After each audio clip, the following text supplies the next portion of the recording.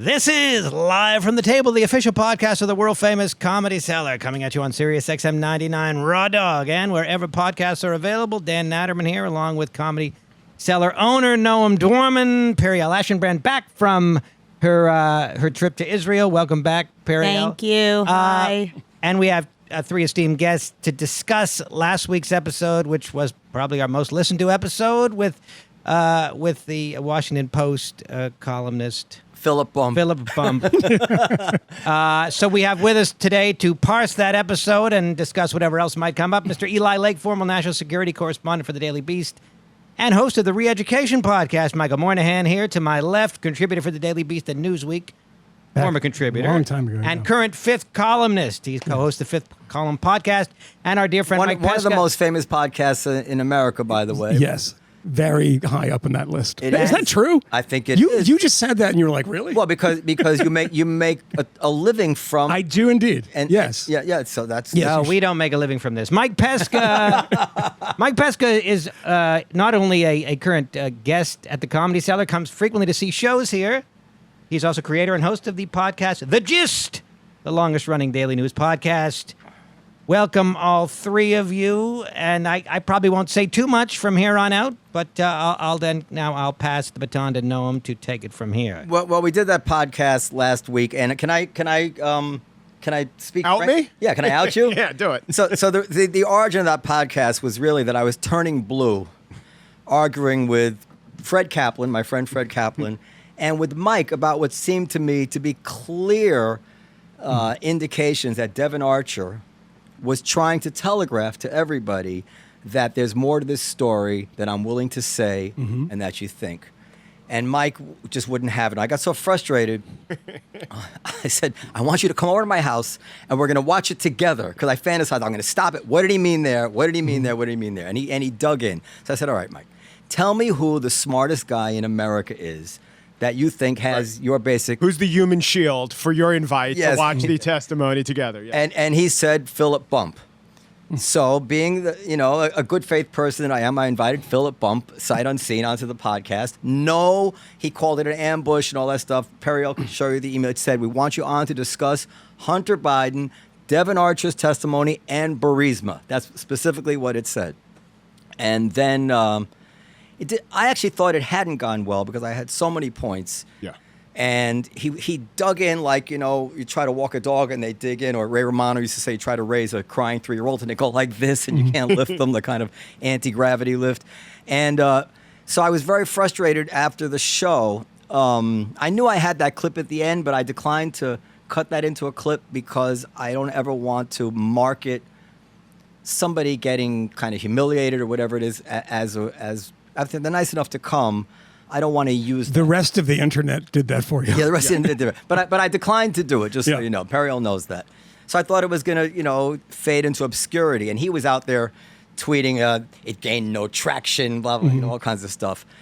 But then it caught on. What I hadn't counted on was that the psychodrama of it all, more than the substance, I have to say, more than that I said anything that's smart, the meltdown was very, very compelling. And I think it did tell people something about the aggressive lack of curiosity, at least now you may disagree about the answers, and I'm going to turn it over to you guys literally for the next hour and a half or whatever it is.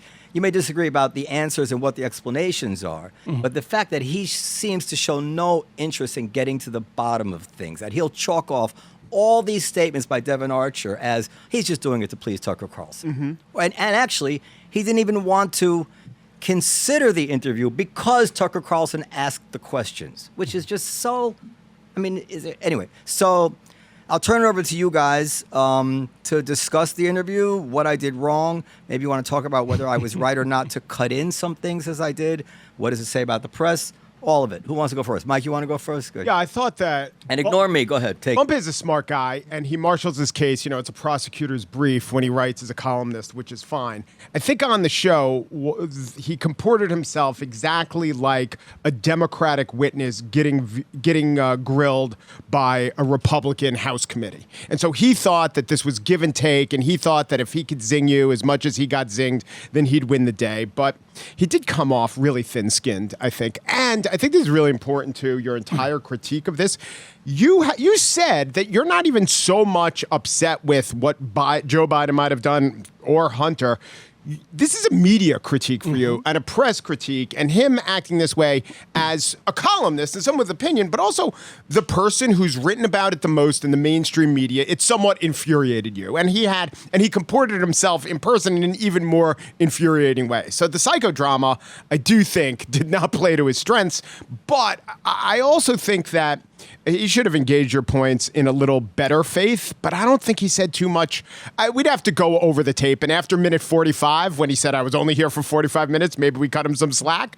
But no, it's about 45, and every podcast goes over. I know. And he wasn't here for an hour and 15. He was here for an hour. Yeah. Okay. So I don't know how much he actually got wrong in substance versus in how he dealt with your questions. Maybe he was too dismissive. I think he got every single thing wrong, but I'll let Eli. Eli's a better expert on this than I am. So, well, I mean, the problem is that he approached the topic as if nothing had changed in the Hunter Biden story. Right. Everything has changed in the Hunter Biden story. Everything that we were told by people like Philip Bump, and I say this as somebody who's a journalist, and I have a lot of friends at the Washington Post. It's not that, but it's just everything that was sort of insisted that if you disagreed with it, you were peddling disinformation. In 2020, your account could be suspended if you were, talking about this story and the New York Post story, has turned out to be bullshit. I mean, it's amazing to me, but it starts with the laptop, and they said the laptop was Russian disinformation, and then we find out, amazingly, like this summer, that the FBI had not only they confirmed the laptop by December 2019. Before the debate. And then before the debate, so what is the FBI doing? A warning of like possible Russian disinformation coming out, and letting these social media companies believe, this came out in the Twitter files 9 months ago, that this story was, fakery when they knew it was right. How did that happen? So that's just one example of the first thing that I thought was like, why are you acting like, oh, here we go again? No, the people who should be here we go again should be you, to Philip Bump. Like, what do you mean you don't have questions now after everything that we were told about the laptop, what Hunter did nothing wrong? Remember that? Like, it was a smear to suggest that he was monetizing, the Biden family name. We now have evidence from these bank alerts that it's like, $27 million for 5 years? Mm-hmm. That's a lot of money. Yeah. It's even for Washington, that's a lot of money, I gotta say. And then you put it in I think you have to put it in a broader perspective. It's not just Burisma. There's a company that's now defunct that was called China CEFC. That is red commie Chinese trying to advance what's known as the Belt and Road Initiative, which sounds innocuous, but it's like China's plan to take over the world. Okay, Hunter Biden gets a diamond from the CEO of that, correct, and it's not suspicious. But that's post vice presidency, right? I believe it's you might be. I think it is maybe, which is important. Yeah, but also he did go to China and meet with those guys when he traveled on the vice president's plane.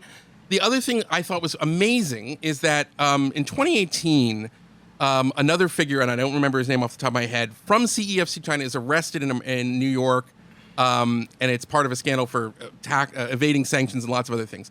When he goes to jail, he calls Jim Biden, Joe Biden's brother, but he thought that was the number for Hunter. And he has never been seen again, by the way. Yeah, never. I am not joking. Yeah, he disappeared off the face of the earth. Yeah, and then there's the CEO has disappeared in China, right? Yeah. It's like, so. Anyway, that's just a part of what I've called the Hunter Biden scandalabra, and we were told not only that the story isn't right, that for a period in the most important part of the run up to the campaign, you couldn't post stories that were true, and so it was like the whole thing was inverted. So. And Philip Bump doesn't seem to have any recognition of all that and just thinks the Republicans are at it again. Now, on the specifics of what to make of Devon Archer's testimony, I think you raised a very important point, which is that he seemed to be speaking almost like a kind of double talk if you look at the whole record, which was what he said to the committee and then what he said to Tucker Carlson. But he seemed to be suggesting there might be more, and I think it's very significant that the people who told him that that a Burisma board didn't want him gone, Shokin gone, or it didn't matter, were the Washington team and not the Burisma people in Kiev. Okay, that seems like relevant to me, especially since all these other pillars of the story have collapsed. Well, wouldn't he know what they felt in Kiev? You would think he would. He's on the board. Of course he would know. Well, I mean, it's also possible, to be fair, is that he was, his job at Rosemont Seneca was to structure these, public-private partnerships, and that maybe he didn't have access to that. But there were others. But he and Hunter are pals, and he's speaking. It's inconceivable to me that I've spent some time in Ukraine. There's drinking parties. Sure. Everybody's talking. This guy seized all the property. Now he gets fired. It seemed to me he would know if the actual feeling was, no, that's a good thing. So here's what I just said. Or that's a bad thing. We had him under control. There is a fact here that is important to kind of get for the other side. And that is, it's also true that the United Kingdom, the European Union, and all of this kind of good government anti-corruption people thought that Shokin was corrupt. The World Bank, the Atlantic Council, basically everyone who looks at corruption. Right. So they all said this guy's unanimity corrupt, of opinion. and it was U.S. policy it wasn't like Biden was overruling the State Department. This is what everybody wanted. But that said, that doesn't change the fact that what about that memo that came out a couple weeks ago that said that it wasn't conditional on Shokin, and one of them gave a compliment to Shokin. It was in the Post. Is that Newland wrote I would have to see it. I remember in 2019 when the impeachment stuff was going on, and I did a little bit of a dive, and I had just come from Kyiv after the story broke and everything. And I guess I would say that it doesn't matter though if it turned out that Shokin was also corrupt. It could be two things could be true, which is that all these people thought he was corrupt, and Burisma wanted him gone because they were either being squeezed by him for corrupt reasons. By the way, that distinction that Bump made. Oh, so it's like as if it's different that they would want it because he was corrupt as opposed to he was trying to regulate them. Mm-hmm. It doesn't matter if you hire a guy, if you hire the vice president's son for influence in Washington, and the vice president does exactly what you wanted. It doesn't matter if there were other good reasons for that. That's a problem. You know what I mean? And there might be other things. So it seems to me like I'm at the phase where I'm not saying I know for sure that this was a corrupt deal, because I don't think we do, but I'm no longer accepting you would have to be crazy, this is Russian disinformation, if you have some questions about whether or not Biden, basically was in some ways doing the bidding of, for his son's foreign contacts. He certainly assisted the business by showing up 20 times on these FaceTime calls and meeting them at Cafe Milano. So let me just say a couple of things and bring Michael in. First of all, as a boss, quite often there are scenarios, and I try to avoid them at all costs, where you can do a justifiable thing for the wrong reasons. I have half a staff of employees who I could fire for cause. But, if I didn't like one of them, or I saw some other thing to gain by firing them, so I said, what do you mean? Don't you know that I have these 6 emails complaining about them, and the managers complained about them. That's not enough. And that's what I suspect could have been going on here. Just to say, this is from the Post. Victoria Nuland, the State Department's top point person in 2015, even sent Shokin a letter praising the prosecutor for his work. We have been impressed with the ambitious reform and anti-corruption agenda. I know this can be pro forma stuff. That's like everyone who's fired said, but I got a good performance review. And then later in the fall, where is it? There was a memo where they approved the aid without any requirement that Shokin be fired. And apparently from this article in the Post, it took everybody by surprise. Nobody but Biden knew that Shokin was going to be fired, which indicates not well for him. That comports with his story and his anecdote. If he's not fired, I'm not giving you the aid, he seemed to say, and surprise them in the moment. I should say that happens all the time in terms of U.S. diplomacy. So if we think that there's a very corrupt official in an important position in a country that we're more powerful, that we provide a lot of aid to, we condition aid to them removing them. That happens a lot. Yeah. I'm just saying, if that was the only thing, it would be. But what's going on with Hunter is so much more. And what's even more disturbing on the Hunter Biden stuff, and I would love to hear Philip Bump explain this one away, is what happened. You had this crazy plea deal that the judge looked at and said, we can't have it. And then they all turn around and they're like, okay, no more plea deal. We're going to charge him now with the gun charges, and we're going to do all this. So that strikes me that there was something there. Basically, the Justice Department somewhere was corrupted in such a way to bend over backwards to give the president's son the best possible deal. Meanwhile, they're taking a very hard line on people who are in and around Trump. I'm not trying to say, but it certainly fuels the perception of a double standard of justice when you see the president's son getting this unprecedented treatment.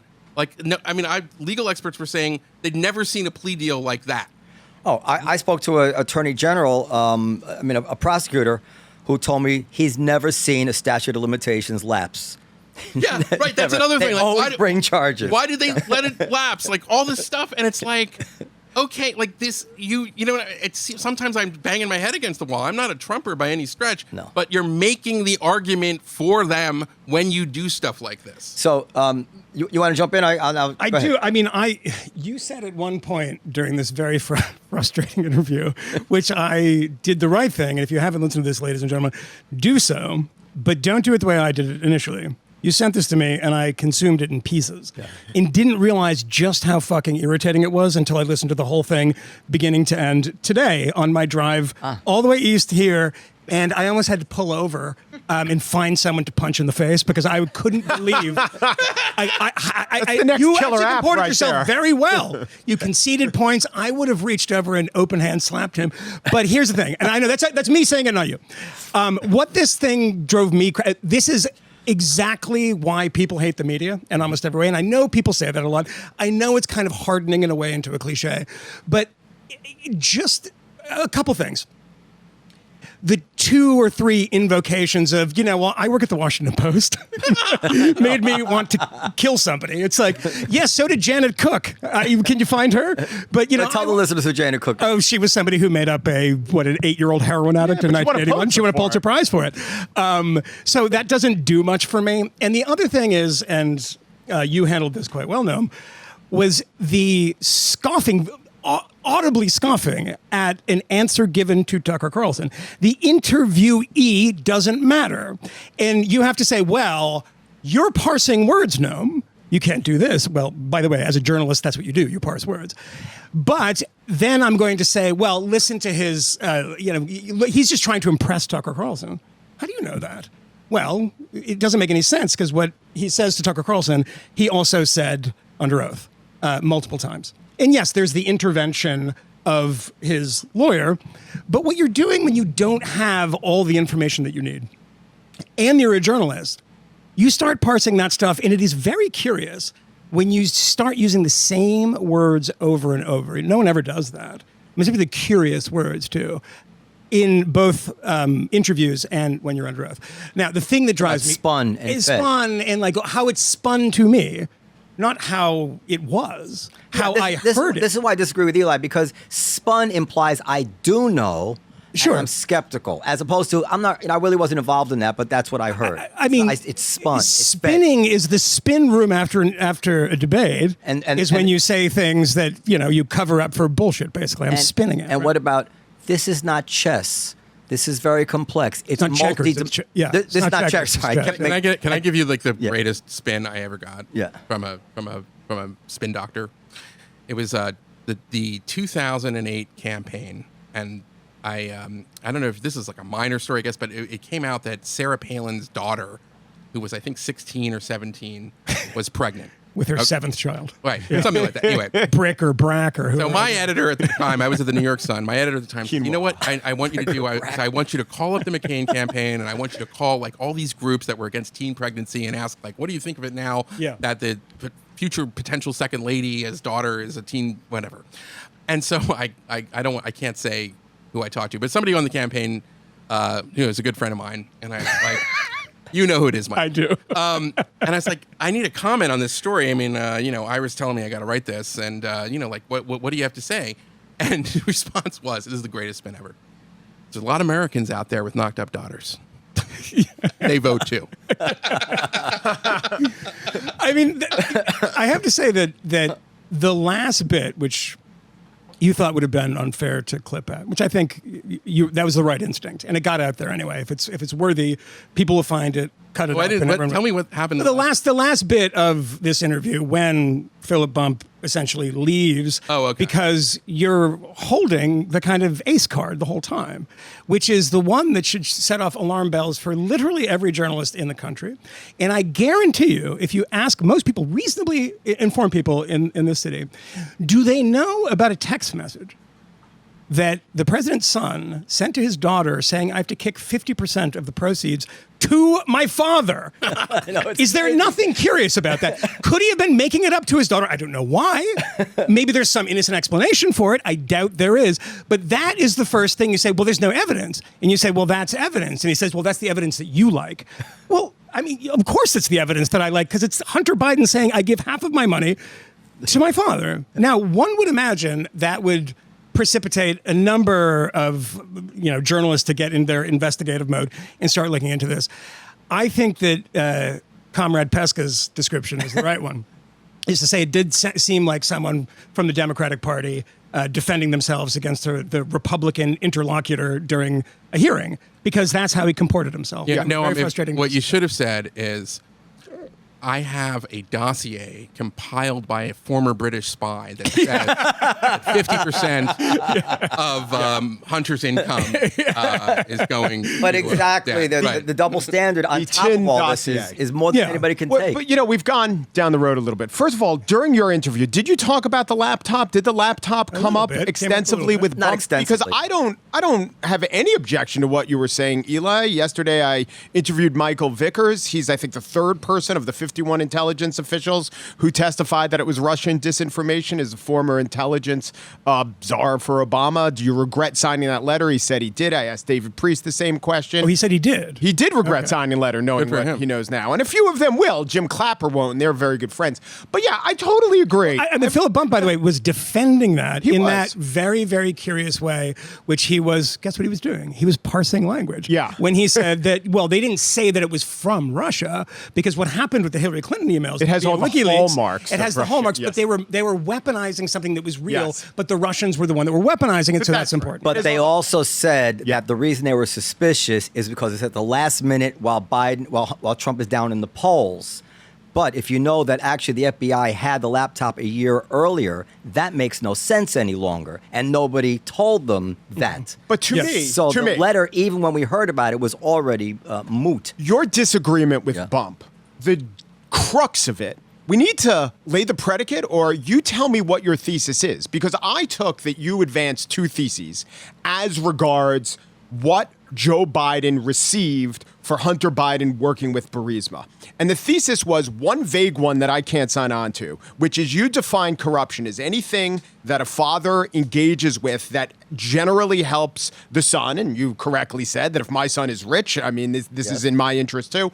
But that's not what corruption is under the law. Parents will vaguely, indirectly help their son get to a position that they wouldn't have gotten. And we all know he wouldn't have gotten that position if his name wasn't Biden. And the only reason he had that position was his father was the vice president. No one disputes that, but that is not corruption. That is not the corruption of Joe Biden, as I see it. I happen to have an email up here. I wrote something.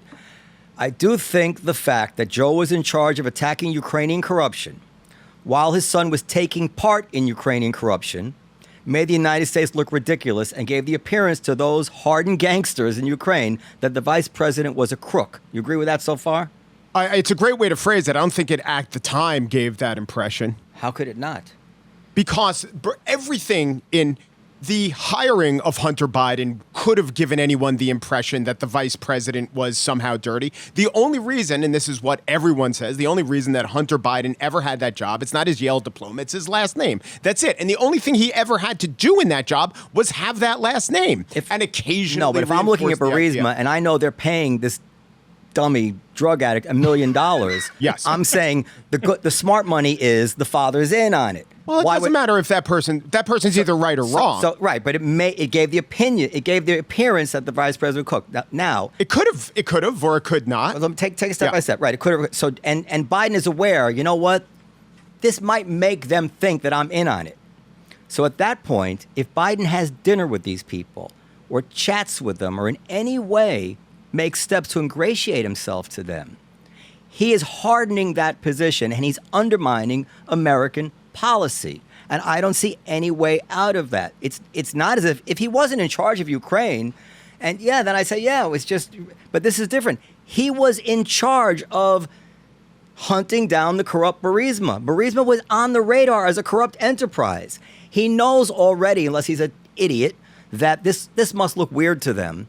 They might suspect that I'm in on it. Now they see me have dinner with them. Right. I am undermining America. So now that's not impeachable, but that's a scandal. And if he did pull the trigger and in any way then with mixed motives fire Shokin, now you are 100% impeachable by the Trump standard, which was Trump trying to look into this, both for American policy and for his campaign,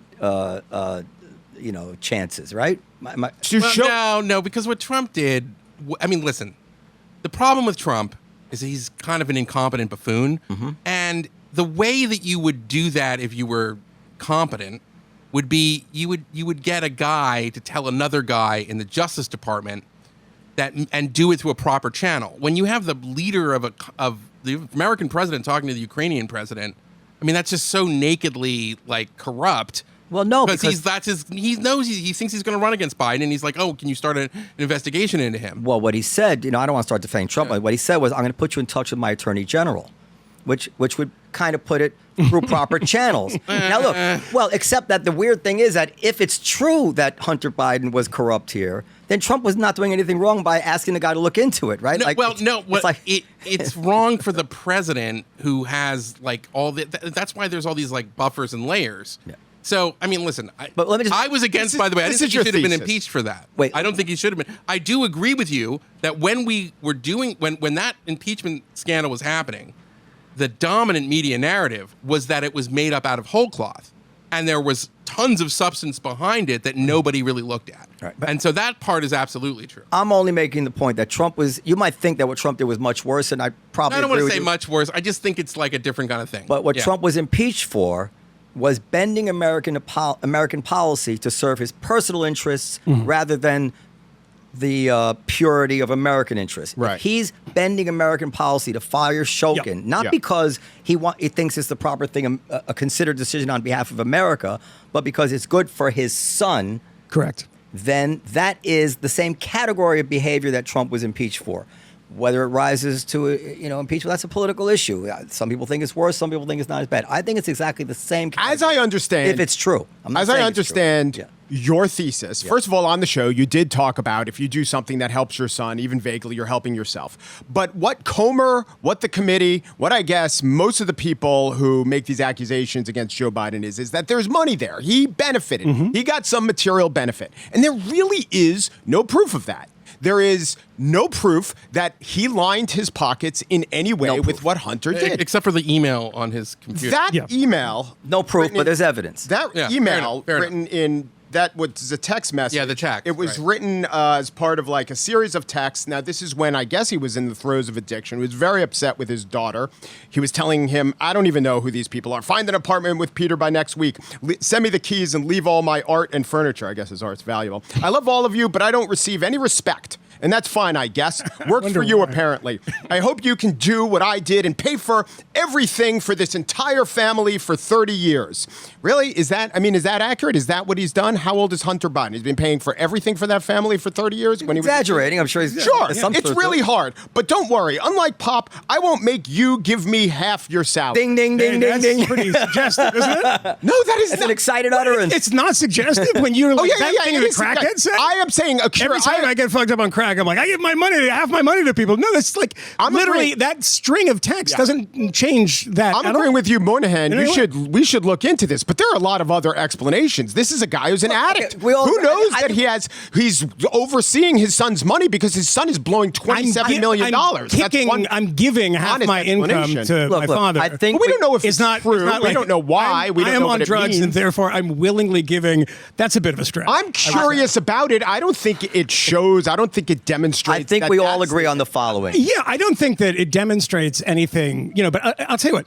Go ahead. I think that this is... Why couldn't it demonstrate that Hunter Biden can't be trusted with his expenses, which is true? So Joe Biden, as a concerned father, intervened and said, "I'm putting this." If he has that level of control in his son's life, well, he tried. I presume he tried to exert contra some. Philip Bump, that he'd know who he was going to dinner with, who he was doing business with, all of these things that Philip Bump said. Well, he doesn't know who's on the call. He doesn't know who's at this dinner. It's like you have to be willful. It just strains credulity when you hear somebody like Bump say he didn't know of any of this stuff. This man is the vice president, a longtime plagiarist senator, now the president, and now he doesn't know anything. But he also knows enough to keep half of Hunter Biden's money and control it for him.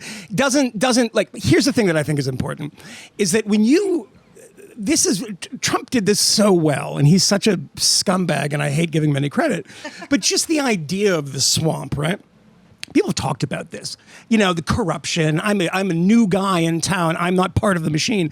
Making the swamp a mantra really affected people. Every time I was in the field at Trump rallies and stuff, people would say, he's going there to drain the swamp. He doesn't need the money because he's a billionaire, right? People hear this stuff, and then we're parsing things like, well, is it illegal?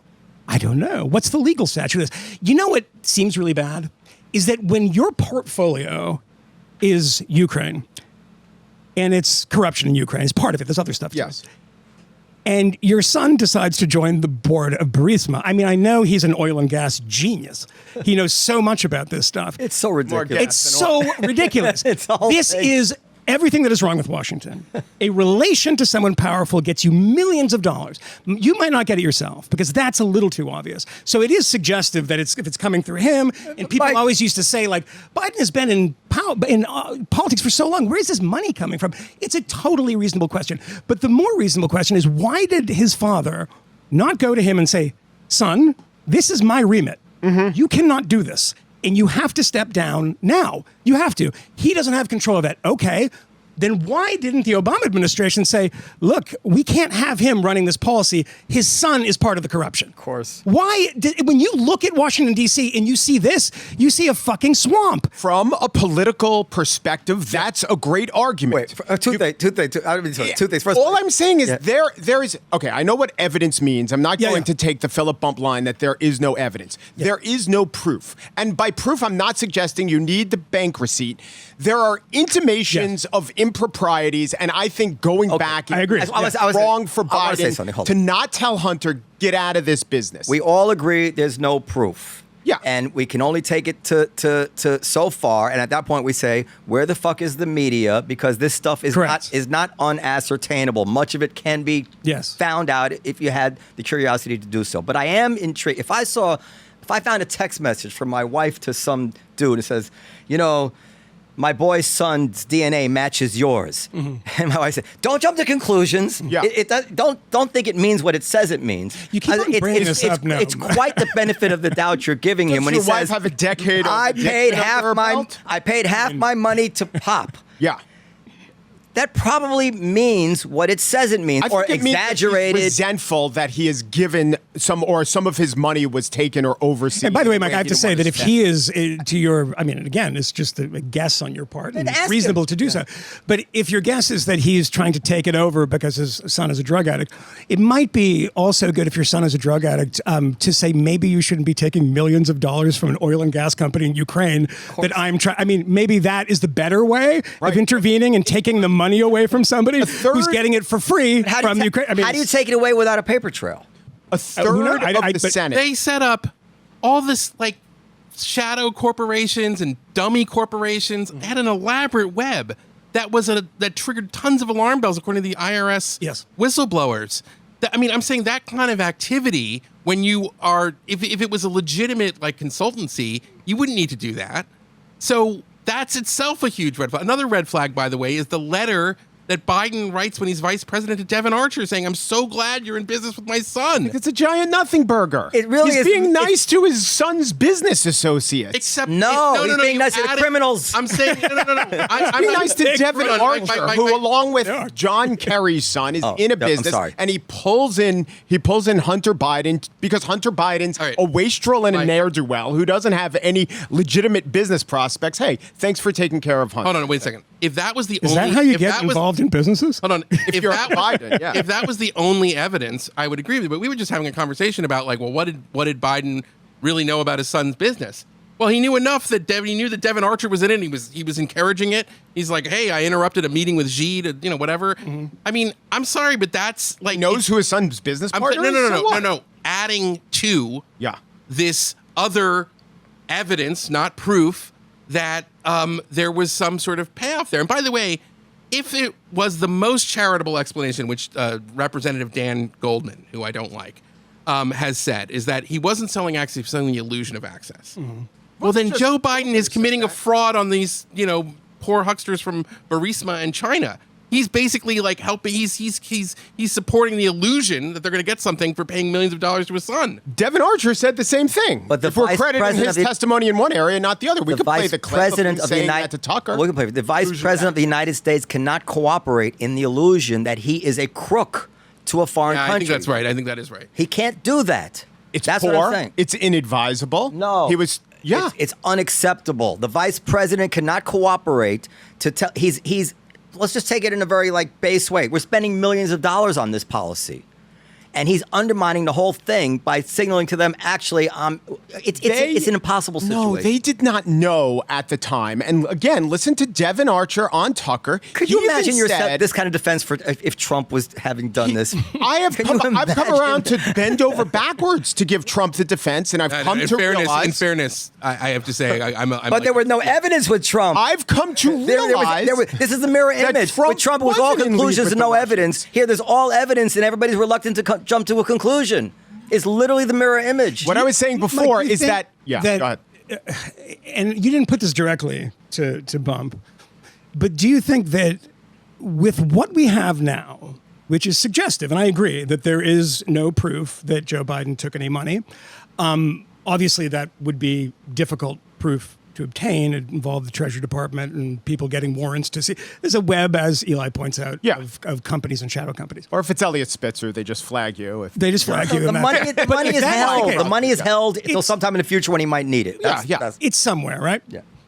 If what we know about this, do you believe that if this were going in the other direction, politically, that people would be as ignorant as they are about this? So if you want to talk about the political... Because it's incredible how little people know about this story. It is. Considering that there's smoke. Yeah. Well, let's start looking see if there's a fire. I believe that the Comer investigation, I believe that should be better covered, more seriously covered, because if it was covered by even more incredulous media, I think we'd get you better answers. I wish this testimony were on camera and not just on transcript. But what I was saying with the Devon Archer, Tucker Carlson interview, even Archer said at the time, I thought Burisma was legit. If we credit Archer's testimony in some areas, we have to credit it in others. At the time, when Biden was doing the firing of this universally renowned corrupt prosecutor, there wasn't the conception that Burisma itself was the corrupt entity. What Joe Biden should have done, if he could have done, was tell Hunter Biden, well, he should have told him never to do drugs, but he should have told Hunter Biden not to work for this company. But half the senators who have children who are 30 or over, and probably half the representatives, they're all these family members are working for consultants, are working in lobbying, and this is exactly what they do. Their business is the family last name and influence, or the appearance of influence. So I'm sure Would you agree Joe Biden didn't love it, but he said, I'm going to have enough of a Chinese wall to make it work. And I do fault him for going to a dinner with Burisma and doing a phone call. But I also say that 20 phone calls in 10 years, when you talk to someone every day, you are just randomly going to wind up in dinner conversations with whoever he's having dinner with at the time. That 20, by the way, that number is from... Mike, that's what Archer said, and he said roughly. We don't know if it's 20. Mike, I got to tell you, I deal on a very small level here with issues of conflicts of interest all the time. Yeah. And I am so careful about them. I run from them all the time. I keep myself out of these things. I can't imagine being vice president of the United States and doing such things. Unimaginable. It's crazy. Yeah. But you can't tell fucking your adult crazy. son that he can't take a job. Oh, yes, you can. Well, oh, you can. He yes, doesn't you have to can. listen. You can say to your adult son, you are going to make a fool out of your father if you think you're going to take this opportunistic job based on the fact that I'm the new sheriff in town. So you're going to sell the idea that the sheriff is corrupt. But if they didn't know Burisma was corrupt at the time, you can't make that I don't know how your father determination. was. This would be a major falling out, never speak to each other again incident in my home. I believe in any home, and it's. I just don't think you actually believe what you're saying. And if I do. And if my Don't son call were me to and if my son I were to do, believe it. I want you to think if my son were to do it. I'm sorry. If my son were to do it against my wishes, I would not be having You're talking dinner. about an addict son. You're talking about someone who took up with your favorite son's wife. You're talking with Would you someone agree with the who's following? violated I don't- every norm. Wait. I don't want to beat dead horse. Would you agree? Just you said Devon Archer thought it was legitimate. In a country like Ukraine, is there such a thing as legitimate? No. Not only is it not plausible, because Ukraine has for a very, very long time. Even if you want to be legit, you can't. It's the locus of corruption in Europe. People talk about this constantly. Is it not an indication of a company's corruption when it hires Hunter Biden to be on its board, who has no experience? No, and it's just saying no, we need I to don't agree. You don't agree that I think the game theory of running a business in a totally corrupt town is you have to do what you have to do. Which is itself a type of corruption. Yeah, that's my point, actually. There is no right and wrong in a situation like that, because the only alternative is just to fail. I think in the developing world, in emerging democracies, everywhere, this is how the game is played. Yes. Okay, but just to say on the Burisma was clean. I mean, I'm sure Devon Archer believed it was clean. It was in his interest to think that. But Jim Risen wrote for the New York Times before this became a big thing. It's really it's effed up that Hunter Biden is working for Burisma because it's a corrupt. I mean. Yeah. There were people who were aware of the corruption in the U.S. government and also in media. If you're the vice president, it takes how many phone calls to say, what is this company my son is working for? But I'm telling you the dynamic of the father and the addict son and trying to get him in something going on in his life that is getting him millions of dollars to spend on crack is probably not the best. Can I ask? Yeah, I want to ask you a totally different question. You want something about this? Well, I just want to know if Mike agrees with Noam's central beef that the press shows a lack of curiosity, could not smell, has lost the ability to smell blood in the water. What should Bump have done as a journalist? Oh, I think first of all, he should admit in his columns or with you the things that you have to admit. Everything that you were saying about the laptop now, to parse words on that, to dither about that, just really hurts his credibility. And I'd meet you halfway. I mean, that text, I'm not trying to explain it away as it means nothing, but I'd meet you halfway and say, I'd like to know a lot more. He seemed to be defensive. Does Bump, after all the brouhaha with this podcast, does he extend an olive branch? Does he meet Noam halfway? No, because it's in his self-interest to. The answer is yes, he does. Issue 2. Philip Bump. So let me ask you guys a totally different question as journalists. How do you prevent being co-opted by personal relationships? I already sense, I'm making certain, getting emails and making people ingratiating themselves. Maybe that's the wrong word, but people becoming friendly with me who are very much of the right, who are really happy about this. Mm-hmm. And, at some point very soon, I might want to criticize these people. And already I feel the weight of, I don't want to do that. And you guys have probably layers and layers of this. It's even worse for a working journalist because, your sources who you have personal relationships with, I mean, they keep you in business. You're only as good as your sources. So if your sources are feeding you legit stories and then there's something bad that happens to them, I mean, I can say with personal experience, this happened to me. I ended up writing a column. It's like sort of regret because he ended up being right about everything. But I had, Devon Nunes and I knew each other very well. He's the former chairman of the Intelligence Committee. And I had to write a column, I remember in 2017, that was like, Nunes misled me on this point. He made it seem like he had sources in the intelligence community when they were in fact White House sources. And then he was briefing. And that's how I tried to handle it. But I didn't see anybody who was pushing the Russiagate stuff, no. There were. Mike Pesca, our friend here, included, I want to say.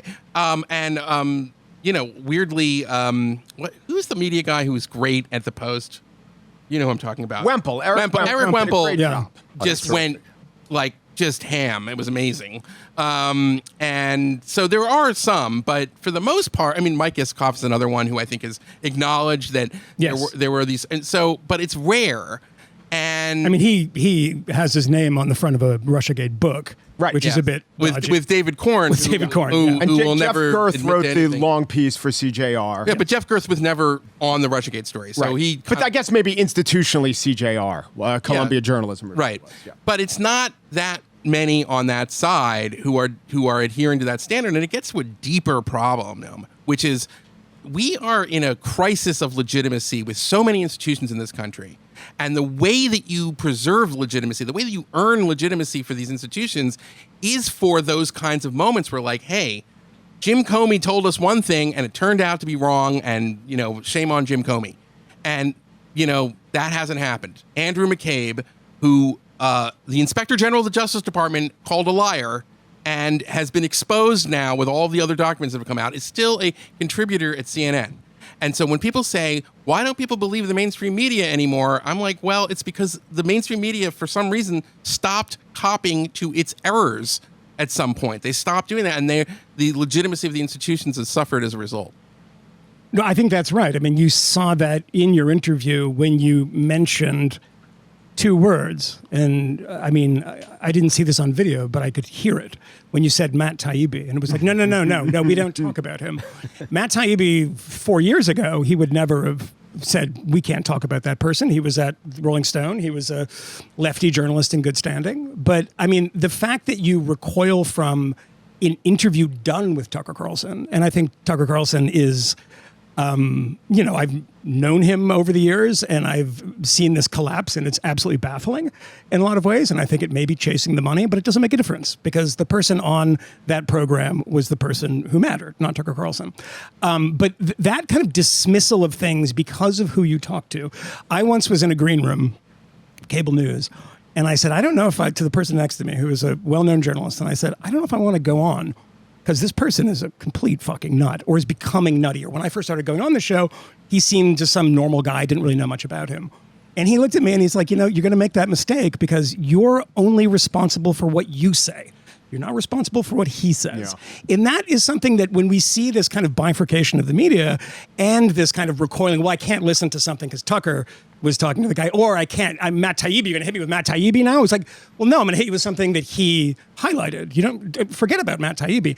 But that shows you something, and the constant invocation of, I'm the expert from the Washington Post. Like, legitimately saying that. Unironically saying that. I thought that was the most embarrassing thing of that interview. You're going to give me evidence that I don't know? Yeah, that I don't know. I'm from the Washington Post. It's like... He says something, I said, let me look it up. And by the way, you don't trust me. It was totally wrong what he said. Totally wrong. I said, well, let me just... No, you don't believe me? Yeah. Like, well, I was like, I believe you, but it's like to Yeah, you're being very generous in saying it, but the point is not to believe them. We don't believe you. Don't believe you actually have to prove it to me. As far as the question that you asked, there's a double bind, though, because the answer should be our institutions are strong and they believe in something akin to objectivity. I'm talking about the big newspapers and media organizations. Fine, you don't want to use that word. You could think of a different way to get at the idea of we don't know the truth going in. We haven't predetermined what's good or bad. Now there literally is a big move among editors at the Washington Post to cast aside the idea of objectivity. We understand truths. Yeah. It's really terrible in terms of where journalism is steering. But the double bind is, so we want our institutions to be able to say, hey, it's not my job to be friends with you as a source. It's my job to tell the listeners the truth. So then, well, what is Matt Taibbi and Michael Moynihan and me and Eli with his podcast? What have we done? We've hung up our own shingles. Now you're in the area of audience capture. And I know that your audience, Moynihan, pillories you if you don't if they don't like what you're saying. All the time. My audience I have a broad, different kind of audience, but I want to hold on to as many of them as I can. When I have Camille Foster on, they're like, oh, there's a guy who's taking the money from Peter Thiel. It's very hard. If the answer to the institution are things like Substack and independent journalism, then the audience will have so much more. Very, very good journalism. point. Yeah, audience capture is a very dangerous thing. I mean, I never was concerned about who funded what, because a tobacco company funded that study. I don't care. Yeah. Can you replicate the study? Yeah. Do it 3 or 4 times and have other people do it. If the first person who did that, funded it for icky reasons, fine. But we can keep going through this process. But audience captures, I think, what's happening to Tucker. I mean, he had a toothless man on yesterday claiming that he had sex with Obama after smoking crack with him in 1999. I think that's probably something that the nuttier elements, and they're coming towards Tucker because he had those guardrails at Fox News. People don't think there are guardrails at Fox News, but there are, and they were telling him what not to say. Yeah. And he said, "Oh, well, thank God now I don't have them." His And he name was starts Roger talking Ailes, the guardrails. I mean, it's incredible that those are guardrails, but that is R.L.s. that is but that is a thing that we do. Look, I think that our podcast could make a lot more money if we gave people exactly what they wanted all the time. And we get a lot of people that cancel subscriptions, that yell at us, that send intemperate emails, but it's just boring to actually do that. And there's enough people, like I think Philip Bump, I'm from the Washington Post and I'm here to help. Those institutions, that means nothing to people now. And it means even less when you see a performance like that, because you essentially have someone saying that I'm the arbiter of what's true here. Are you going to trust me or not? Because it's incredible that this is, I think, one of the most telling things about this interview, is going through the entire thing and just upbraiding Noam at the end of this interview and saying, "I can't believe you had me here and you don't agree with me. How did you not?" That's exactly what it was. How did you not? I'm telling you the thing and you don't agree with me. Well, he qualified as an ambush. It was just people just a setup. Yeah, a setup was similar. Yeah, I know. Just to be. But I mean, what obligation does one have, if any, to a guest when they invite them? What obligate to a journalist to agree with them? It's crazy. I mean, an ambush would be like bringing somebody from his past, into the room. And he said, "I asked him gotcha questions." But I think that's to Mike's point. I mean, that's an audience capture thing on its own for the mainstream media, is that he's not expecting to come into an interview. He doesn't do interviews with Substacks or Fox News or Newsmax. He gets the feedback loop interview, and he comes in here and he's totally blown away by it because the people that guys like that talk to, and I'm not saying it's just Philip Bump, it's people on the other side too, just talk to their own also, and they're just completely unprepared to be challenged on this. That's how Fox News changed. I don't want to get sucked into Fox News, but the one thing I used to like about O'Reilly's show was that my instinct about O'Reilly was he says, "I don't agree with this. Get me the smartest way. Bring in George Will. I want to have it up. Bring in Charles Krauthammer." He was itching for a fight all the time. The current Fox News just brings in either idiots or people who will agree with them. It's uninteresting to me. I think you're wrong. I think your podcast succeeds because you don't give people, because you're not a bubble cat. Yeah, I hope that's true. There's a market for that. Yeah, there is, yeah. I mean, that's why I would listen to it. I'm not interested in the other things. So, but just this personal co-option. So, like, I got a really, really nice and gracious contact from Glenn Greenwald, who has been right on a lot of things now for a number of years. But I do remember hating Glenn Greenwald. Yeah, he's not right on Israel. And not only do I not agree with him on Israel, but I remember at the time, and I don't remember the particulars, and maybe he's changed, or maybe I've changed, but I remember thinking he was unfair and dishonest about Israel. I remember really not liking Glenn Greenwald. Oh, nothing's changed on Glenn and Israel. He's exactly the same. Well, he just didn't talk about it very much anymore. And I found myself completely seduced by this wonderful contact he made with me, and he's very, very nice. And now if tomorrow he says something terrible about Israel, I'm like, oh, shit. But Glenn, I don't want to come at Glenn Greenwald. He was so nice to me. The thing is, Glenn is the example of what you should be. Because Glenn will send you a message, and I've been on the receiving end of something nice from Glenn Greenwald, and then 3 days later, he will be like, you are the worst human who's ever lived, and you get all of his fans swarming you. This happens. I mean, he is pretty honest in that way. I've had like a love-hate You've friendship had with him for a very long time, and we've debated and we've agreed, and like I have to say, he's the kind of guy who I really wouldn't worry about that, because he doesn't have like these ideological tests on people that he engages with. And he can acknowledge like, hey, you're horrible neocon who And loves the reason it. is because the thing that he's best on is issues of speech and issues of expression. well, and so I'm if you agreeing with believe him on in that, free exchange of information, you're going to have some views where you're 180 degrees from someone that you could still have that 180-degree conversation. And it's also weird. People say to him all the time, "Oh, you've changed. I remember when you were such a great lefty." They always fail to notice the one important thing, that the Republican Party has changed. I mean, conservatives have changed. Yeah. I mean, every time I'm on a conservative website, I saw this twice today, people denouncing neoconservatives, the undead, the neoconservatives are coming back. The Republican Party, when Glenn Greenwald was on the other side, was essentially a neoconservative party. It's now kind of a Buchananite party when it comes to foreign policy. That lines up very closely with where Glenn has always been. I don't think he's changed. I think politics has changed in a weird way. Were the neocons really that wrong? I mean, when you're dealing with policies, is the spokesman for neoconservatism. I mean, I feel like no matter what policy had been chosen to handle Afghanistan, we'd be here saying that policy is discredited because nothing was going to. I mean, I just read a book by Wolfowitz, not Paul, his ex-wife, who makes this. I swear, who makes this exact point that there's really good reason. His Palestinian ex-wife. Oh, is that right? No, it was his girlfriend, Palestinian. I think. His side piece. So what point does she make? That we had a really great justification to go into Iraq. It's really there if you really look. Just knowing, and she even frames it like this. We all know about Rumsfeld and the knowns and the unknowns. What about the unknown knowns? Which is that this is true. We just don't know it. We just don't care to know it anymore. Anyway, it's a good book. You should listen to Eli Lake's podcast on this because it has become very popular amongst Republicans to get up on a debate stage and say that Iraq was the worst foreign policy disaster in the last 50 years. I don't think most of the people believe that. I don't think they've thought it through. They just know that's the line that you take. And I give Eli credit. Not saying I agree or disagree with this. I give him credit for doing a podcast in the past year saying Iraq was the right decision. So it's a brave position to take in 2000. It was a little bit, I mean, it was. I tried to get into the history of Saddam Hussein and like everything but I mean, I'm not cowed by the current trends. And you never know if it was a bad idea or bad execution. And I mean, execution is really important. That was Hitchens' argument. Well, the thing is with American military might, and I was talking to Vickers about this, we always eventually get tactics right. The analogy I made is it's the Yankees and free agent signing. They could sign every bad free agent. They have so much money, it doesn't matter. They'll eventually get it right. So, what Vickers was saying, I've talked to many people of this ilk. This is just freshest in my mind.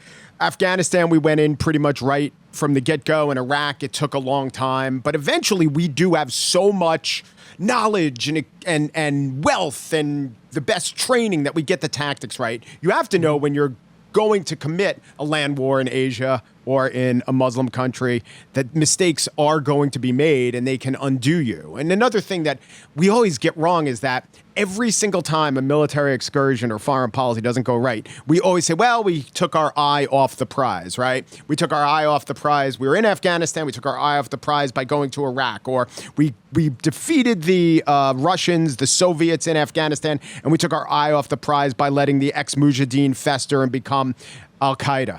That's how America works. We always will be taking our eye off the prize. So factor that in, I would say, before you go into an excursion. Yeah, because we have elections every couple of years. Unlike empires like China can keep its eye on the prize because they're not nearly as sensitive to whims or public opinion. All right, we got a few more minutes. What's anything hot you guys want to talk about? Well, I just want to make a point, kind of getting back to what you were saying and like why we're in this legitimation crisis. Please. And in my view, I think it starts with the fact. A lot of it has to do with the fact that both poles of our politics right now believe that the other is such an existential threat that you would be a fool to adhere to norms when the other side is just going to destroy you. Mm-hmm. And I absolutely believe that. That is true. And that is what happened when Trump was elected, is that all of the norms for the media, for the most part, I think just kind of went away because there was a much more important thing that had to happen, which is you had to destroy Trump because he was going to destroy our country. Mm-hmm. And the same argument is made by the Trump supporters about the left. And that's a cycle for the ruin of our republic. I mean, I've been reading a lot of Roman history, particularly the history of like how the Republic of Rome failed. And there's so many interesting parallels. Just the idea, like this is something I didn't know until I started kind of doing some reading on this. There was a lawfare that was a huge problem for public officials in Rome in that century before Caesar, which is that if you were like proconsul, you were in the Senate, and you lost your position, you could be sued and go to, all these bad things could happen to you. So it became a perverse incentive for people to stay in power. Well, what we have right now is we kind of, to borrow another Roman phrase, cross this Rubicon with, having all of these indictments against someone running for president and a former president.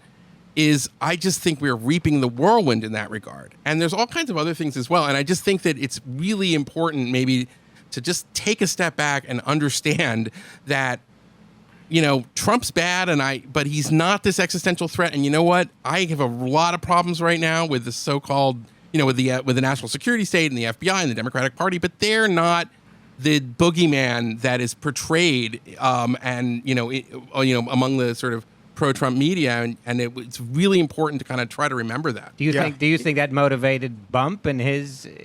I think Bump is part of the resistance.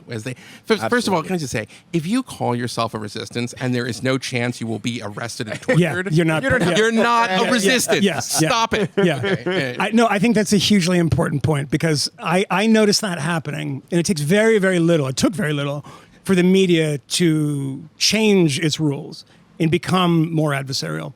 It took, me being in that press pen a number of times at Trump rallies and saying, the fake news, the enemy of the people turn around and boo you. What happened every time, by the way, is you go outside with your cameras and people would want to take pictures with you. They didn't. I mean, it was wrestling. It was a show. But people took that in a way where, in 6 months, the top of the Washington Post said, democracy dies in darkness, right? Every time you saw a chyron on TV, they would say, we're not going to allow the lies to happen. In the chyron, we're going to be calling out the lies. There's a point at which the changing of the guards means you have to call the lies out on the other side. So I've always pointed out that what has disappeared in the past 3 or 4 years, 3 years, I guess, is the phrase without evidence. Every newspaper, Donald Trump said, comma, without evidence, comma. So this is gone? People, the current administration is just saying everything with evidence? Well, no, they're not.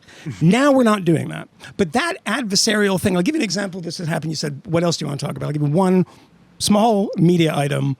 And when I was working at my last job, there was a point at which I couldn't imagine going into an editorial meeting and pitching a story about certain things. There was a passel of things that I just would never talk about. They were totally reasonable, that probably 50 to 60% of the population agreed with. But the newsroom and the kind of the ideology of it, I suppose, is what I'm trying to say, but it's not really explicit in that way. But it all hardened that you couldn't really just say anything. You couldn't say, I want to pitch this story, it's pretty interesting. They're like, no, this is not what we talk about. We're in the real media. That's for the Substackers, and that's for the people on Fox News and talk radio. I cannot imagine that when Enrique Torrio, the head of the Proud Boys, was just sentenced to 22 years. I think it is fucking insane. I'm sorry. Yes. I don't have to throat clear and say that I think that January 6th was an abomination. I said it that day. I said that day, every one of these people should go to jail. 22 years? John Walker Lind, who fought for the fucking Taliban, got 20. But these people meant the people actually inside the Capitol, not the people who were a state away when it happened. Yeah, they were he was in Baltimore, but he was the brains behind this. And I literally saw a piece, I can pull it up on my phone, take a screenshot of it. It said, Enrique Torrio, the head of the white supremacist organization, the Proud Boys. Oh my He's God. Black. Well, he's Latino, Cuban. By the way, it depends on when you need to use that, right? There's certain times when he looks black to anybody who's walking by him on the street. If he said, I'm black, nobody would be like, no, you're not. Yes, a white supremacist organization, the boss of whom is black, who is a state away in Baltimore, hour drive, in insurrection that is not armed, gets 22 fucking years. Now, imagine trying to go to, the Washington Post and CNN and having a robust debate about this rather than people being, as far as I can see, just being celebratory about it. The people who are prison abolitionists and who say that we spend way too much. Yeah. People, where are they? Well, Lara Bazelon would agree with you. David- Lara Bazelon would absolutely agree. David, she does, and David, we actually talked about this. She's before. and David French wrote that as well. And I think the New York Times, by the way, is getting better. I do too. Glenn Yeah. Thrush put a story on the front page Yes. about well, he was one of the co-writers about Hunter's problems, and Sulzberger is not calling it objectivity, but he planted a flag and said, essentially, we're getting back to objectivity. Yes. And there's just less nonsense there. And another thing that I would say is, you know who Robert Pape is? He's a University of Chicago yes. researcher. There's this, there have is a some Pape narrative. stories. There is a narrative that we're on the brink of a civil war. And as much as what you're saying, Eli, is cause for concern, we are not. We are just not. Not even close. Not only do most people not care about politics that much, even the good surveys will indicate it's not a quarter, it's not even 10%. It's a tiny fraction. The same fraction as believes the moon landing was fake would resort to political violence. And I think that idea, though, and this isn't MSNBC viewers honestly believe that the right is, I don't know, probably half full, at least a quarter full, with people who are willing and eager to take up arms in violence. And that's dangerous because it's only going to lead to counter misimpressions. You know how many, the ADL does this count every year. You know how many people were killed last year in an act of political extremism? 22. And the biggest, whenever there's no mass shooting, the biggest victim category is members of the Aryan Brotherhood killed by other members in prison. Yeah. There are 26,000 homicides in 2021 and 22 acts of killing in the name of extremism, 0.1%. I wish it was zero, and so do we all, but come on. There is a danger. Crystal knocked it as not. Is it just that people weren't as against war back in the old days? Have we lost our taste for war? No, people love war in the old days.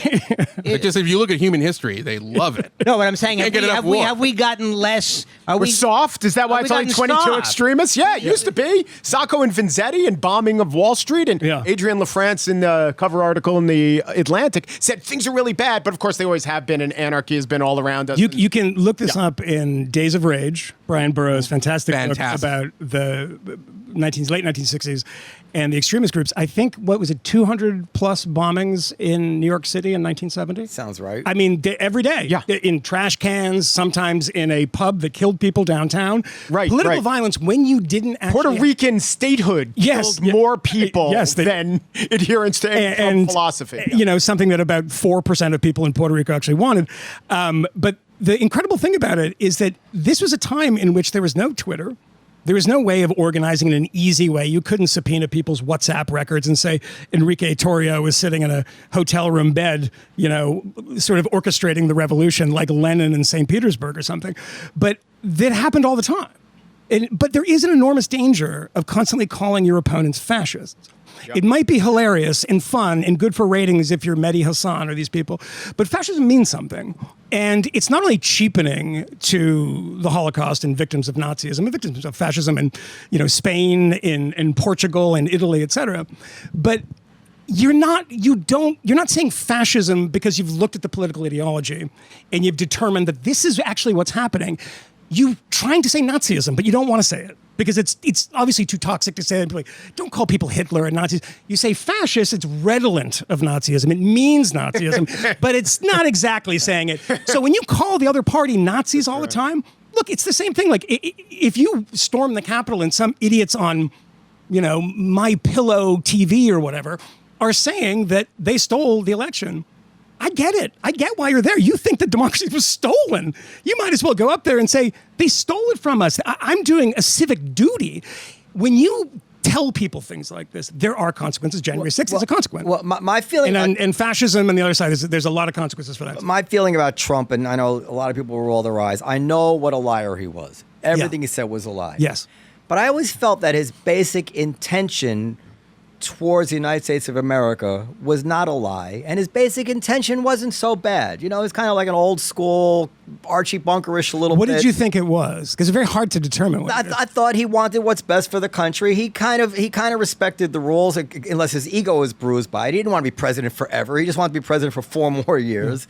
And I don't even think that he didn't want any more immigrants to come in. I think he wanted to control the border. No, just the shithole country immigrants, whose he was against. And the Muslims, which he banned. Well, yeah, all that to some extent. But I'm saying, like... But he was flexible on the Chad Muslims. Yeah. If Trump could have had his way, would we be living in some sort of fascist country? No, I never felt that way. Maybe I'm wrong. And I'm not trying to like, but you know, you have Trump's most vigorous opponents are the ones who demand social media like ban disinformation, which is a term that originated basically in the Soviet Union and was used as a way to sort of justify their own state censorship.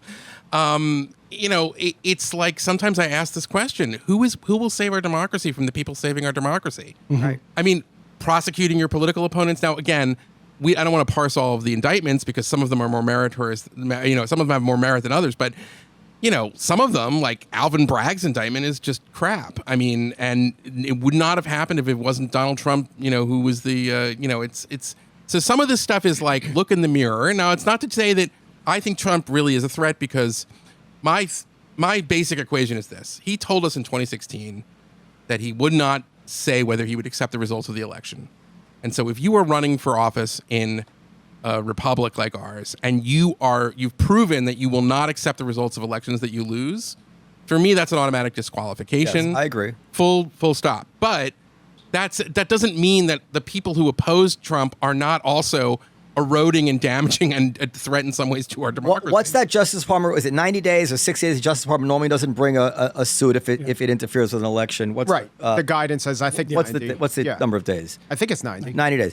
That logic implies that, yes, it's important to lock up criminals, but it's also important not to interfere with elections. And the idea of bringing these actions against Trump, even if they're meritorious, that's not the end of the consideration. We're in a presidential election. But the presidential elections I for agree 2 with years. that's exactly right. The fantasy of Trump in a jail cell with his commode while Biden's being inaugurated, how that will go down to the United States, is that worth it? Can you imagine the anger this is going to unleash? Why are they doing that? But what about the cost? Of some shenanigans? What about the cost of not prosecuting? I don't see any cost of not. Well, I think with the documents, there's a clear cost of not prosecuting it. Disagree on the reason I think there's no cost, I think Trump is a singular guy. I'm not saying he's going to jail. I'm saying you absolutely have to prosecute those documents. This is my opinion, and now this is a little risky. Trump is a singular, narcissistic guy, and I don't think the next president is going to say, I can keep the documents now because Trump got away with it. I think most people will say, I don't want to be embarrassed the way Trump was embarrassed. I'm going to give the documents back. On that specific... That's my feeling about it. On that specific, probably true. I think that the Jack Smith indictment has a lot of merit to it. I think that, I don't know, when you talk about Trump's intent...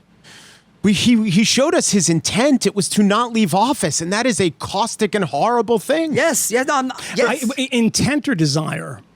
Well, he married. He'd married intent to desire. But they're so dishonest. Giuliani said trial by combat. This was a big thing, even in the indictment. But trial by combat meant in a courtroom. They are so dishonest with the way I'm not the way they present this case. Puffery. But when I know a few key facts are totally dishonest, I don't do a deep dive into all of them. I say, you know what, wake me when it's done because I really can't believe anything here, and I'm not inclined to. But I know that if I find a few whoppers in there, it's filled with whoppers. And I think that when this finally goes to trial, we're going to see more whoppers come out and maybe deflation like we've seen already in other short things against Trump. I'm sure Trump has committed crimes, but I don't think the country is better off by prosecuting him when he's the candidate. If he doesn't win the nomination, go to town. Do you think January 6th was an insurrection or a coup? Because I don't. No, I think January 6th it was a disgrace. It was a riot. It was horrible. But I think some people found themselves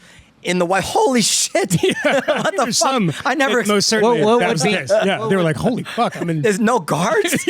Who would have fantasized ever they could get in there? What would rise to the level of an insurrection? What would need to have happened? So usually a coup involves like a cabal of generals and officers who Pinochet. Who either threaten to or shoot the leader and take over the radio station. I mean, an insurrection usually you need weapons, and there were no weapons. It was terrible. And I'm not trying to defend it, but there are these distinctions matter. Just like he can be a bad guy and not be a fascist. Yeah. It's like this similar kind of thing. But when you say sedition, that's how you get Enrique, what's his name? Torrio 22 years and not on a terrorism charge, by on the a way. fucking People who it's a didn't curse, like, but, throwing around the word terrorism 15 years ago don't seem to Well, so much now. But I would say this, and it is a very difficult thing to do because you do have to do the throat clearing every time, which I find very frustrating and annoying that you have to say, well, yes, I think it was terrible. I said at the time, and I'll say it, again. You had the best line, Michael, when you said, this is like the last time there was a coup committed by guys with like Viking helmets were the Vikings. Yeah, that's true. Yeah, like that guy is a mental illness. I mean, I'm like, it's obviously not a coup because they never had any chance, 0% chance of taking power. Keep in mind that for a while, and you can look this up, the number of days, weeks, months, and I believe, I remember Nancy Pelosi saying it, referring to it as an armed insurrection. Why are you inflating things like that? The amazing thing about it was because that it was illegal to open carry, they didn't bring their guns. There were no arms at all? I mean, I'm sure there was something here and there, but no. There was one person who showed up armed, but it was after the action took place. I mean, this is not. I mean, and they had bear spray, right? They had like other stuff that's not when great. When you say an armed insurrection, you know what the code is. Yes, the right to bear arms does not mean the right to bear spray. The worst thing about January 6th to me was I have no love for these people. I don't know specifically what they did. I hope they all get. You don't like that Camp Auschwitz guy? I hope they all get what they deserve. What really offended me about it is that this was an opportunity for the left to then try to paint all the rest of the reasonable center to right people as somehow part and an extension of these crazy people living in their parents' basement. I mean, these are the fucking... Well, including most of the people that showed up for that rally didn't actually end up inside the Capitol. And that's pretty crazy to end up at a rally in D.C. to say that the election was stolen. That's pretty extreme. And most of the people there stayed where they were. I mean, but what about all the Republican votes not to certify the election? That's somewhere. So I agree. It's not a coup. That's a problem. But the reason it's not a coup is they had no chance of working. Do you give them... It's sort of like attempted murder. If you're a blind person trying to fire a gun that actually doesn't work, is it attempted murder? You still have the intent to murder. I do think under the law, attempt has to have some... Just under the strict, reasonable if I remember from law school. It's not a coup, but insurrection, I'm not clear. I don't know if there is a precise definition of that word, and I'm not clear what the precise definition is. But then you have so many, and if you want to come back at me and say... They wanted to disrupt the government. Yes. Sure. If you want to come back and say, hey, look at the black delegation about certifying Al Gore, I'll agree with you, and I've talked about that on my show. But there were people, the majority of Republicans in the House of Representatives, not the Senate, who voted not to certify the election. That's insurrectionist-ish behavior. I don't know. Like if you say without evidence that the elected president is a Russian agent who cheated and colluded with Russia without evidence. There's evidence. It's not proof. Okay, and you have not my president, and like there was even. I am so sorry to say this as a West Wing fan. President Jed Bartlett is an insurrectionist because he did this. There's a video. You should find it and like play it because it's still on the YouTube. I'll cut it in after. Yeah. But he's like, he makes an appeal to the Electoral College. He says, not all of you, but it's such a close thing that if some of you could just vote for, you don't have to vote for Hillary if you're a Republican. That happened. That was a real plan. Yes. There were like Democratic operatives who were at a last-ditch effort trying to get electors in the Electoral College when they were starting to certify to change their vote. Well, I mean, I don't want to it's not the same. I'm not trying to make it to equate it. But again, it's like if you are unaware of these double standards, I'm not saying it's going to be a civil war, Mike Pesca. That's a very good point. But it's not a good thing. No.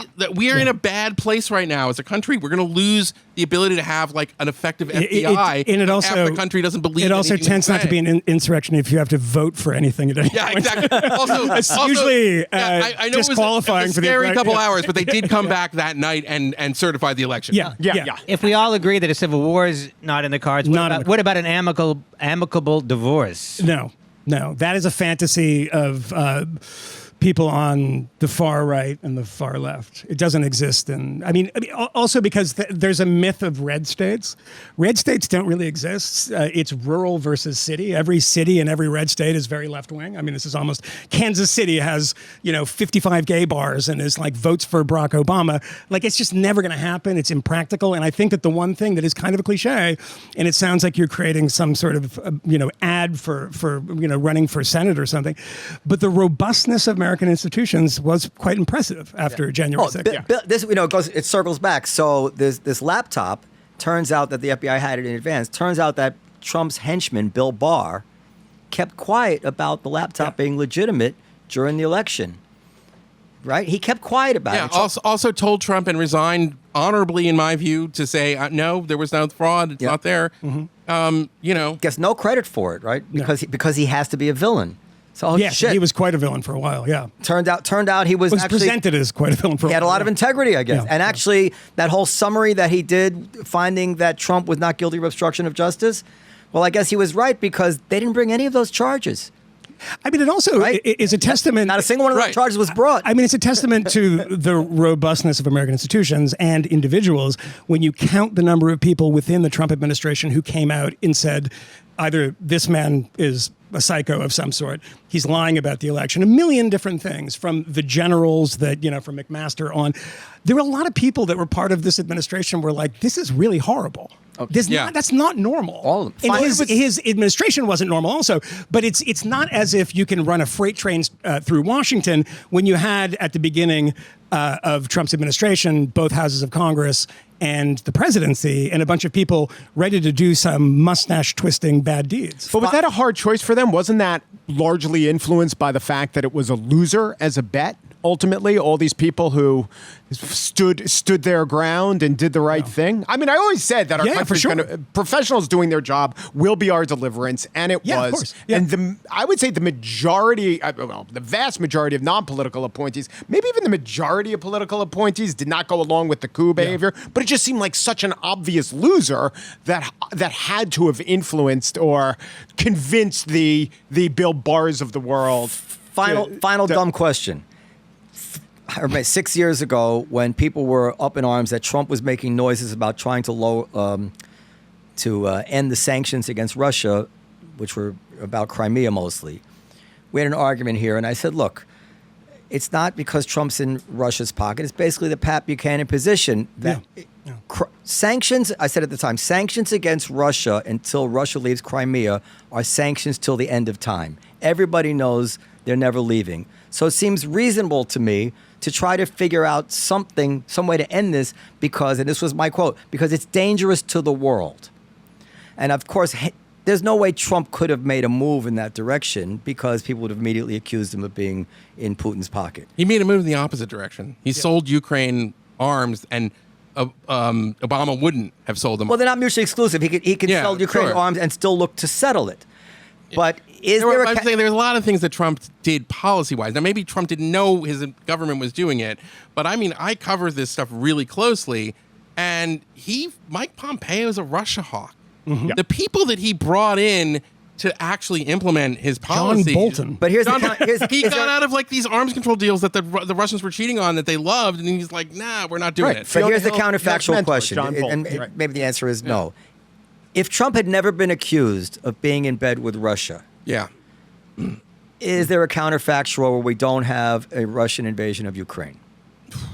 Or is that just can't dumb? imagine it. No, you don't. I think it was mostly motivated by Putin's sense of what he needed to do to advance his own standing with his own people and in the world. You don't think it was also motivated by the fact that we just had the humiliation in Afghanistan? No one put up a fight the last time. By the way, on your point with 6 years ago and the Russian sanctions, very similar dynamic was at play with getting the Ukraine mention out of the Republican convention platform. That was entirely consistent with their worldview, and it would have been weird to have it in the platform anyway. I hated that. It's not evidence of corruption. And I was in Cleveland for the convention, and I remember having a conversation with somebody in the Trump orbit about the comment, you'll remember this, Eli, about Tallinn. About Estonia. Right. And, he didn't care if there were tanks taking over the former Baltic states. Just didn't care. I hated that. I thought it was bad policy in almost every way. But it seemed like a wild leap to me that this was part of some concerted effort by the FSB and by the GRU to make Trump behave this way, because he'd been upfront about this the whole time. Also, if you have any knowledge of conservatism in the last 100 years, you know that this is a strain that is run through conservatism, from Robert Taft to, I mean, all of these people. It's a strain that he endorsed. He endorsed. Yeah. Final thing, I wish we were making clips at the time. I had David Frum on the show, and this was, how long did the Mueller thing go on? Almost 2 years? Yeah. I know, we're going to end. And it was about a year and a half into it or something like that. And I said, listen, isn't it obvious that Mueller didn't find anything? He said, what do you mean? I said, well, if Mueller found that Trump was being controlled by Putin, he would have to come forward with it immediately. He couldn't take his time. That's a great point. Yeah, like ending a clinical trial if you're killing the patient. Yeah, Trump's leaving NATO, and we know that Putin's behind it. And Mueller's like, and Frum said to me, no, Mueller would do things by the book. Yeah, right. And I said, how ridiculous! This is a very smart man, David Frum. David's a friend of mine, and we have had many exchanges on this, and But this is how emotion can bend. I mean, obviously that's true, and similarly, like they lied about weapons of mass destruction. Really, they lied about weapons of mass destruction, but they had no plan to find weapons of mass destruction once they got. They also didn't lie about weapons of mass destruction. They got it wrong. Took the whole country to war, and we know it's That's a lie. different There's episode. no weapons. Yeah. But when we get there, what are you going to say? Hey, boss, what are you going to say when we get there and there are no weapons? Nothing. We'll just, it's like, We'll figure it out. how about we plant a few weapons just to... Exactly. No, that would be wrong. you're sinister enough to lie to get the country into war, but you're not sinister enough to plant the weapons. People, a little bit of uranium. I mean, come on, there. These things are stupid, right? Yeah. Anyway, okay, listen, guys, it's been a dream come true having. Let me three of just you. say, can I just say that Michael Moynihan sounds vocally like a cross between Ann Coulter and William F. Buckley Jr. Dan. The Ann Coulter one, that's a new one. I guess it's that patrician New England thing that Noam and I would. I'm Irish American. I can't be patrician or waspy. Well, so, I beg to it's a differ. borrowed voice, I guess. Are you guys going to hang out for a while downstairs, have some drinks, go see a show, Yes, whatever? Absolutely. All right, guys. Thank you all very much, especially to Eli Lake, who traveled here, and I'm a huge admirer of. And thank if you you check so out much. it, not only if you check out his podcast for the substance and talk, but the great. music that he chooses Fantastic. is fucking expert. Oh, wow, I'm a thank musician too, and I notice every single one of these deep cuts that he chooses, which have a tangential relationship to the subject Thank matter. you for noticing, because I spent a bit of time on it. I'm working on this Deep State episode part 2, which is going to be great, and but it's a lot of rabbit holes.